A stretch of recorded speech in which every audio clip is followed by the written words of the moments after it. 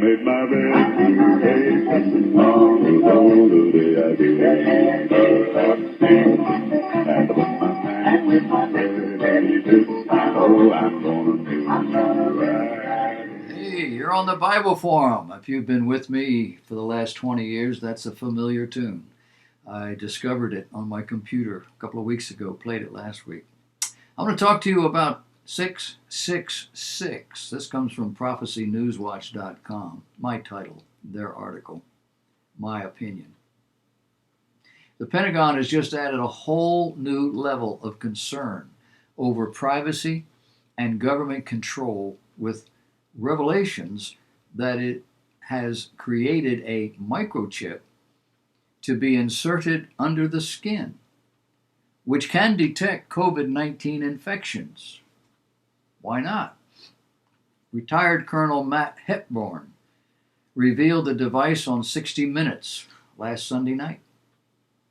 He said, quote, "You put it underneath your skin, and what that tells you is that there are chemical reactions going on inside your body, and that signal means you're going to have symptoms tomorrow. It's like a check engine light," he said. Sailors would get the signal, then self-administer a blood draw and test themselves on site. We can have this information in 3 to 5 minutes. Next year, instant monitoring of people for disease. That's all? Nothing more? Then you don't know human nature. To many people, this invention just sounds like a much less painful method designed to deliver vaccines, as well as a great way to keep track of who has been vaccinated. But for many others, this sort of technology is a giant move in the wrong direction. In addition to being a gross violation of our privacy rights, many are concerned that we would eventually be approaching the days warned about in Revelation chapter 13, where everyone would receive a mark on the back of their hand or on their forehead, without which they cannot buy or sell, without which they would be hunted down and arrested and probably killed, executed. The Bible talks about the guillotine, cut the heads off. No, this isn't it. But you can see the direction our government is going. Smart people, wise people, they know the technology, they know what's going on. They actually know people, and they realize that you have to do these things. People will not take care of themselves. And as such, they become a problem to everybody else around them. You don't really want that to happen, do you? You want your neighbor to get the disease that you have? You wouldn't go out if you had measles, mumps, and anything else that you can communicate. I don't know if you communicate with one of those. You would stay in the house. You'd stay away from people. You wouldn't be allowed to go to school, and that sort of thing. This is going to become a national thing. We've gone well over a year with this pandemic. We're being told that it's flared up again and that another version of it is coming. It's going to be stronger. It's possible we'll never get out of this. And that's part of the biblical argument. Down in Australia, the government is mulling a proposal which would require citizens to provide at least 2 forms of identification if they want to use social media. They do this under the guise of battling online bullying and more easily reporting users to authorities. Here in South Carolina, we have a driver's license. You do too. South Carolina now wants you to pay $18 and get another license that replaces your driver's license, but also acts as a pass, an ID that will allow you on airplanes. After October, if you don't have that kind of card, you don't get on an airplane, no matter what. Huh? It's a 6-year card for $18. It's not a lot of money. It just makes you wonder. There in Australia, the Morrison government's plan would require 100 points of identification. Quotation, 100 points of identification. Must be an exaggeration. In order to use Twitter, Facebook, Instagram, and online dating platforms like Tinder. To satisfy the 100 points requirement, citizens would need to combine Category 1 methods of identification, that's birth certificates, passports, citizens' papers, with Category 2 identification, which is valid government-issued licenses, public employee photograph ID, and a doctor's note.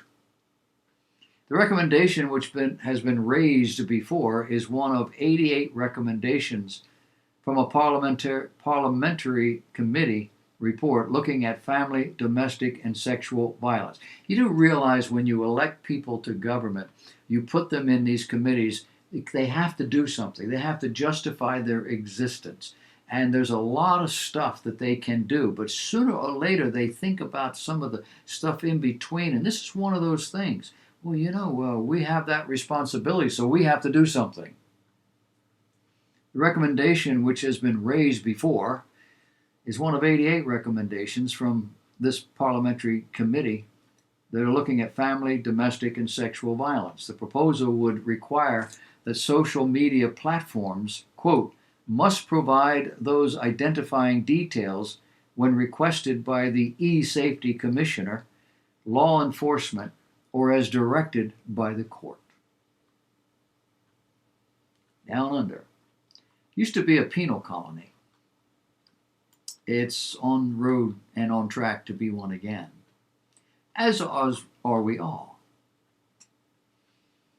Did you see this in the press? On CNN, NBC, thetrumpet.com. Talks about United States President Barack Obama, how he entered America into the Paris Agreement in 2016, the last year of his presidency.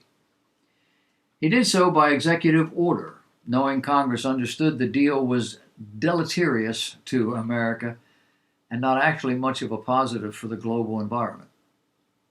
The very next year, Donald Trump became U.S. president, and he went to work pulling America out of that deal, largely because it did not obligate China, the world's worst polluter, did not obligate them to take near-term concrete actions to change their reckless environmental behavior. The Trumpet, which is an online news outlet's editor-in-chief, Gerald Flurry, defended the decision then, writing that the agreement obligated America to lead developed countries in paying $100 billion a year for actions on climate change. When America joins an agreement like this, it immediately begins paying and keeping all the regulations. But that's not the way it is in other nations. China standing out, the greatest polluter in the world. They only agreed to achieve the peaking of carbon dioxide emissions around 2030, which means its emissions could keep increasing for the next 13 years. However, what is happening here in all of this is not about the environment. It's about destroying these United States. The regulations this accord binds America to abide by, the funding it obligates America to provide, accomplish that purpose very nicely. And here we are, 4 years on from Mr. Trump's withdrawal from the deal. We have a new president, a new political party in office. President Joe Biden used an executive order to return America to the Paris Agreement. Did you know that? He did that during his first few hours in office. No bands playing, no trumpets blasting, no reports. And now we see in this new report that China is expanding coal usage so much that it actually offsets the remarkable reductions by the U.S. and every other country. We're pulling back. They're moving on. The world is staying the same. The Chinese Communist Party continues to sermonize to America and other countries about the perils of burning fossil fuel. It promises to set a green example for other countries to follow. But when push comes to shove, China is really only concerned about China. And they're only concerned about getting ahead. And getting ahead means letting Western nations work to reduce the fossil fuels, while China continues to play the third world card, pretending she's not able to follow suit just yet, maybe in another 20 years. You would think when you elect adults to Congress, you do so because they have some experience. Life experience, political experience, financial experience, social experience, some kind of experience. That these folks can en masse walk into something like this, not see any of the problems, and just go and vote and all back. Boggles the imagination. Don't know where it's leading. But before you leave me on this, I want to talk to you about one more thing. I want to give you what has now become a list of events in your life, in your body, that could possibly be signs of a heart attack. Do you know what they are? Painful hiccups. Hiccups aren't supposed to be painful. Headaches. Not sinus headaches, normal headaches. They're characterizing them as thunderclap headaches. You got a severe headache. Could be having a heart attack. Difficulty in swallowing. Unusual visual problems. Things you never had before might come and go. Don't know what they are. Video blindness.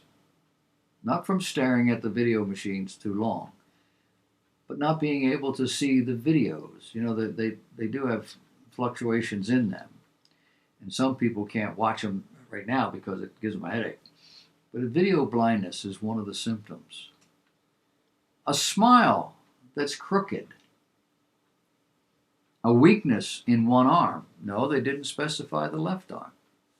In an arm. Single eye blindness. All of a sudden. Over a short period of time.